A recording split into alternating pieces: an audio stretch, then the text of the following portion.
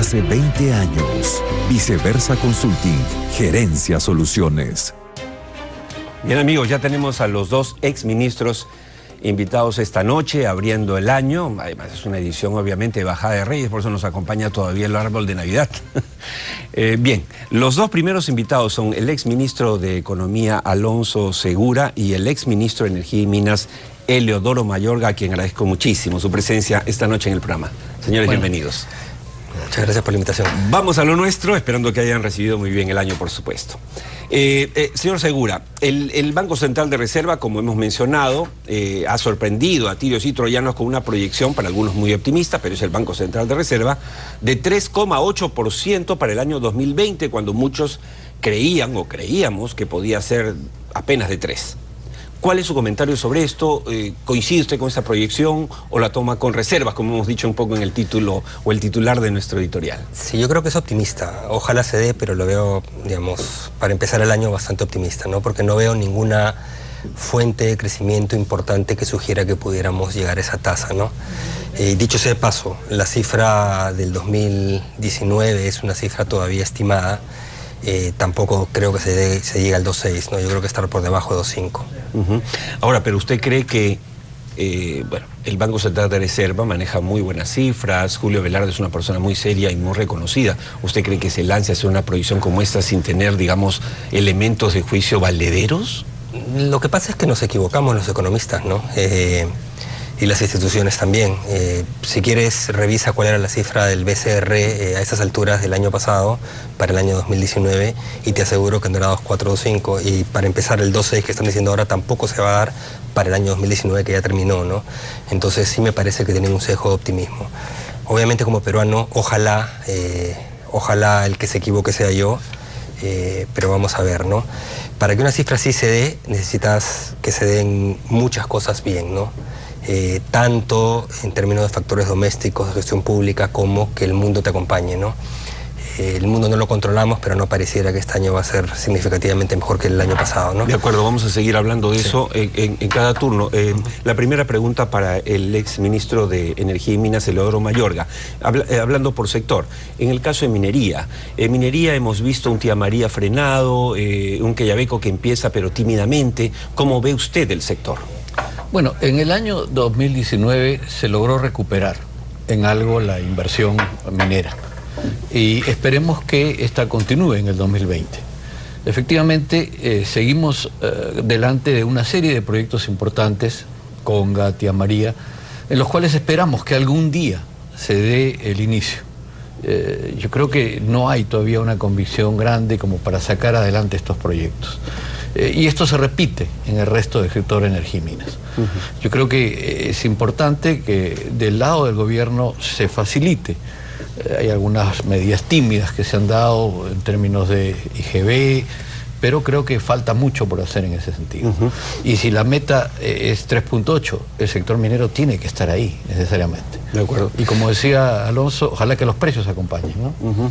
Hablando de eso, los precios o las proyecciones, por ejemplo, en los metales, señor Segura, nos hablan de que el próximo año no va a ser, por la guerra comercial, por el freno del crecimiento chino, etcétera, no va a ser un año de precios altos, sino se mantendrían en el mejor de los casos. ¿Esto podría significar que el Perú tendría que preparar políticas contracíclicas como la que implementó usted cuando era ministro? Sí, primero es muy difícil pronosticar precios de materias primas, pero digamos, si uno analiza el contexto económico global, nada sugiere que tengamos pues una mejora importante, ¿no? Con respecto a política fiscal y monetaria, el Banco Central ha estado haciendo lo que ha podido en términos de política monetaria desde el año pasado. Política fiscal, yo creo que necesitas política contracíclica, pero lo primero es ejecuta tu presupuesto. Las cifras de ejecución del presupuesto en los últimos 3 años, 4 años en realidad, 3 años y medio, han sido realmente muy, muy malas, ¿no? Entonces, tu primera política contracíclica es, por lo menos gasta lo que tienes presupuestado. Estamos hablando de 12 puntos porcentuales por debajo del gobierno previo, 14 puntos porcentuales. Estamos hablando del equivalente a 8.000 millones de soles del presupuesto público de inversión que se deja de invertir. solo en la parte pública, con todo el efecto que tiene sobre el sector privado. Claro. Entonces, yo creo que esa es la primera política contracíclica, ¿no? Hay que empezar por ahí. Señor Mayorga, en el tema eléctrico, usted, yo he visto algunas conferencias suyas, nos habla de una proyección y efectivamente se está dando, esa proyección de la demanda es imparable. Dentro de eso, ¿estamos preparados para satisfacerla o vamos a terminar quemando diésel y aumentando el precio de la tarifa eléctrica? Si hablamos de porcentajes de crecimiento, ¿no? El sector eléctrico en este año que termina, y esperemos que continúe, ha sido de casi 5%. O sea, 4.8 era la cifra que contenía octubre de este año, del 2019. Entonces, estamos en una situación de crecimiento del sector que continúa. Tenemos una economía que seguramente se mueve detrás, que hace que ese crecimiento se realice. Y no estamos haciendo nada para hacerle frente. Si no hacemos los cambios que hay que hacer, no desarrollamos los proyectos, vamos a terminar importando más combustible. Diésel a un alto precio en términos relativos. Y esta es una sangría muy grande de nuestra economía. Yo creo que es el momento de revisar, digamos, los proyectos importantes, tanto del lado eléctrico. Creo que hay que hacer la reforma que está planteada por esta comisión de reforma del sector, y hay que sacar adelante estos proyectos como el gasoducto, como las refinerías, como los proyectos de renovables, de manera que armar un plan armónico que mire hacia el mediano y largo plazo en este sector. Si no, la demanda nos va a llevar a la importación y nos va a llevar a una disminución del crecimiento general. Para hacerlo claro, no es que se apaga la luz, no llegamos a satisfacer la demanda. No, se recurre al diésel, pero el diésel es caro. Así y es. eso significa aumento de precio de la tarifa, ¿no? para hablar Claro. además de contaminante. Claro. Esa es la amenaza. Esa es la amenaza que ya hay que hacerle frente. De acuerdo. Señor Segura, ¿cuál es la peor amenaza, hablando de amenazas, para la economía del gobierno de Vizcarra en este año? ¿Cuál? La burocracia inepta, la corrupción, la falta de capacidad de los técnicos. ¿Qué? Son básicamente dos, si hablamos en términos genéricos. Como siempre, una economía que depende mucho del contexto externo, qué pasa con el mundo, pero te diría que en términos domésticos es la incapacidad de gestionar, digamos, los proyectos públicos, el presupuesto, la falta de propuestas, y lo puedes ver en múltiples indicadores, ¿no? Entonces, ¿qué necesitamos? No controlamos el mundo, pero por lo menos pues, el gobierno puede controlar, tener mejor gestión que los últimos 3 años y medio, ¿no? Me parece que ese va a ser el gran reto en un contexto que va a ser, digamos, crecientemente electoral conforme nos acerquemos hacia el final del año, ¿no? Sería bueno que tengamos algunas reformas por ahí, pero yo creo que es aspirar a mucho. Y la llegada de la ministra gestión. Alba, sangre nueva, joven, mujer, al ministerio, ¿no cree usted, no le da a usted optimismo respecto a lo que puede hacerse? Mira, vamos a ver, el cierre del año en principio hay que ver las cifras de inversión pública, no sugieren un cambio, hay que darle tiempo para que pueda imprimir su sello como tu programa, pero digamos, la demografía no lo veo muy optimista, digamos. No, lo que pasa es que una persona o un ministerio no te cambia una gestión de gobierno. Lo que necesita es mejor gestión de gobierno, ¿no? Son equipos lo que trabajan. Y claro, y si tenemos pues ministros que cambian, son sexta ministro de Economía, 7, 8, hasta 9 en otros sectores en los últimos 3 años y medio, así no se puede manejar un país. Ha tocado un tema bien delicado. Señor Mayorga, hidrocarburos. Teníamos, para que el público recuerde, hace 20 años o más, 200.000 barriles, caímos a 43.000, pero ahora hemos recibido con cierta beneplácito, creo, todos, que ha habido un hipo a 60.000, en parte la gestión del presidente Perú Petro, muy empeñoso, creo que está dando sus resultados, pero necesitamos una ley de hidrocarburos. Necesitamos. O sea, el sector de hidrocarburos produce 63.000 barriles, es la última cifra, pero consumimos 250.000. Entonces, y vamos a seguir importando más. No es que la demanda ha disminuido, no, la demanda de combustibles como la demanda eléctrica crece a tasas muy altas. En consecuencia, tenemos que cambiar la manera como vemos las cosas. Y no es que falte oportunidades, o sea, hay empresas dispuestas a invertir aquí. El caso Carún, por ejemplo. Carún, por ejemplo. Que tocó la puerta del Perú en su gestión en el 2014, recuerdo. Carún ha peleado 10 años para sacar adelante su proyecto de exploración. Y ya va a empezar a explorar a 400 esperemos metros. Que sea la buena noticia del 2020, ¿no? O sea, descubrir una cuenca petrolera al frente de Talara, al frente de Tumbes, sería una noticia excepcional, digamos, en el Perú. Pero ahí vamos a hacer el primer pozo. Recuerdo que en aquel entonces su ex colega del ambiente, bueno, yo creo que Pulgar Vidal, como no veía con buenos ojos a Carún, ¿no? Bueno, no veía que se explore o que se perfore, digamos, en estas partes en el Perú. Pero la realidad es que lo necesitamos. Y yo creo que hay en el sector petrolero empresas dispuestas a hacerlo. Este aumento a 63.000 barriles se logra gracias a hacer viable, con todos sus defectos, la explotación del oleoducto, y a empresas como Petrotal, que compra una pequeña concesión de reservas probadas y la lleva adelante. Necesitamos aquí, en lo que es la producción de petróleo en particular, un acuerdo básico, un acuerdo importante entre Petroperú, Perú-Petro y las empresas que comparten toda esta cuenca de la Selva Norte, de manera a que se logre una operación sostenible del oleoducto. Nadie va a venir a explorar, nadie va a venir a poner su dinero cuando le rompen el tubo cada 2 o 3 meses. O sea, es una cosa demasiado riesgosa. Entonces se necesita un acuerdo de base que incluye evidentemente la parte social para que esto sea sostenible. Además de la parte de hidrocarburos líquidos está el gas. Yo creo que ha llegado el momento de que miremos este proyecto del gasoducto. Yo miraba el plan de competitividad, por ejemplo, que tiene el gobierno por delante. Ahí está el proyecto del gasoducto. Necesitamos para la electricidad, pero necesitamos para desarrollar el sur. O sea, 8 veces se ha pospuesto la licitación de la masificación al sur. Se va a hacer el día que se haga un gasoducto.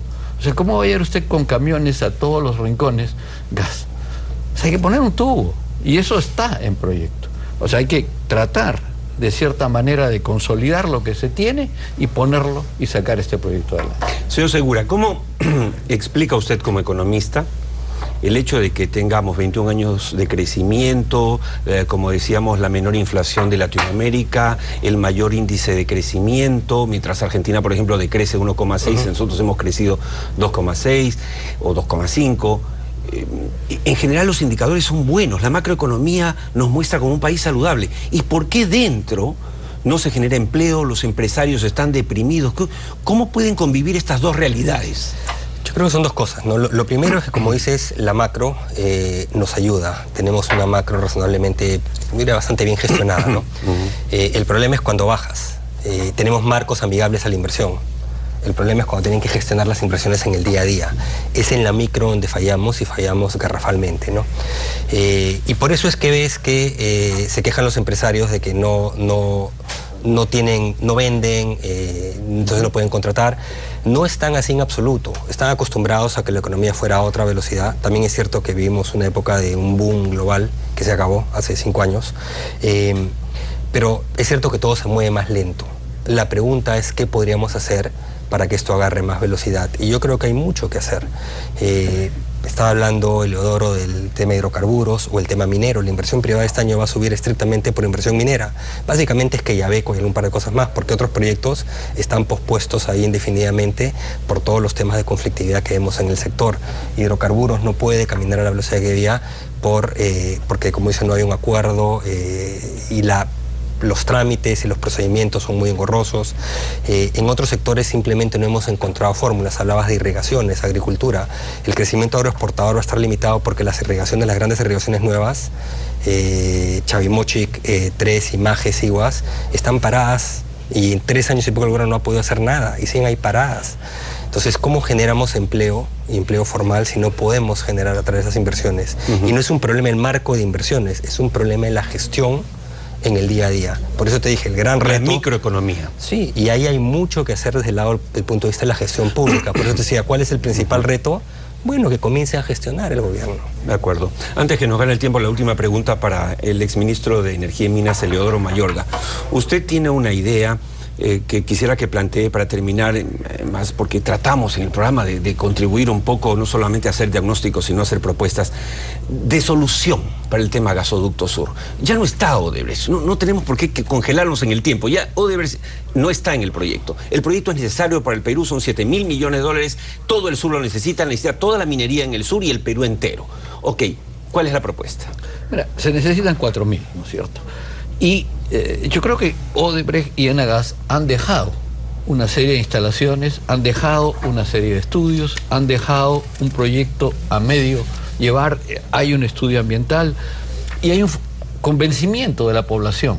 O sea, este es un proyecto que no tiene oposición en el sur, sino que cuenta con el soporte. Entonces lo que pienso es que hay que encapsular lo que existe, separarlo de todo el problema de la investigación judicial.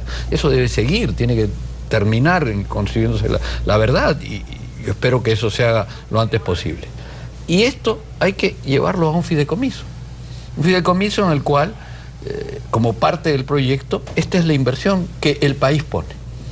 Si al cabo de toda esta investigación resulta que efectivamente ha habido corrupción, pues simplemente hay una cláusula anticorrupción en el contrato, el Estado será 100% dueño de esto de acá.